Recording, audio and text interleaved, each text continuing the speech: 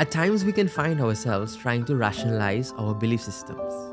And maybe sometimes we fail to get answers which satisfy our intellect. This video is not an opposition to God, the concept of God, as per any particular religion or any particular faith. This is simply an inquiry into the obstacles faced when dealing with ideas concerning God, miracles, and so on. So let's begin. The concept of God in many faiths proposes the figure of God as the creator of the universe, and in turn, the universe becomes the creation.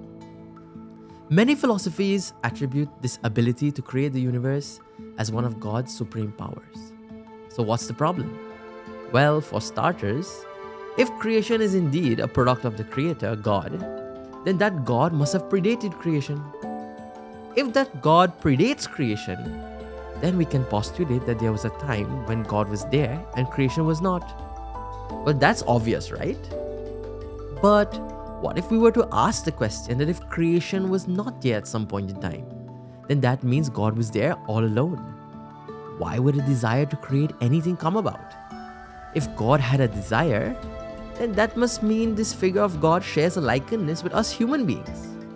Just as we human beings are prompted by our desires to do something to fulfill them in order to gain some form of joy, so too, God may have been prompted to fulfill his desire of having a universe and hence began the process of creation. But our basic understanding of desire and seeking joy indicates a lack of fulfillment and satisfaction. Does that mean that when God was alone, he was not satisfied or not fulfilled? That sounds a little too familiar. Let's look at another idea concerning creation and the concept of God.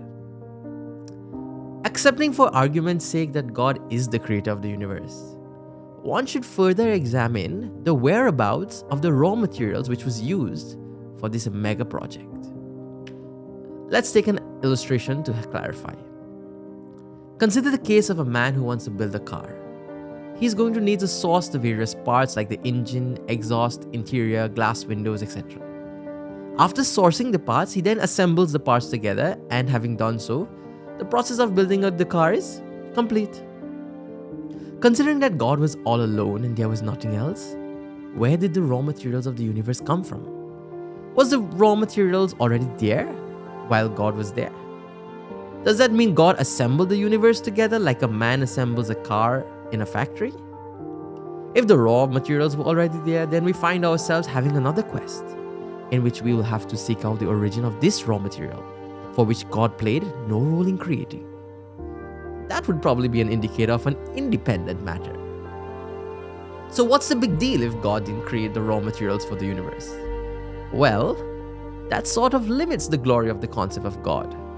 God is generally accepted as the all-powerful creator of all things. So to have any part of this universe, be it the raw materials, not having any link to the God, kind of makes that God not so powerful after all. I am a god, you dull creature, and I will not be bullied by that.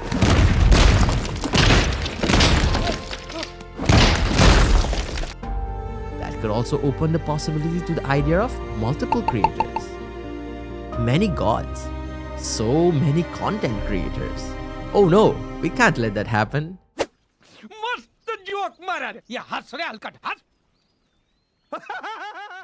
Well, how do we respond to this dilemma?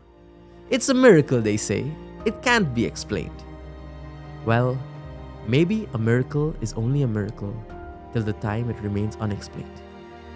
These questions as to how did the universe come about, the role of God in creation and miracles, are questions the human intellect should pursue, if you're just curious. If you like this video, then hit the thumbs up. If you want to see more videos like this, then please subscribe to our channel, Just Curious. If you agree or disagree with any of the ideas in this video, do let us know in the comment section below. Thank you for watching. We'll see you in the next one.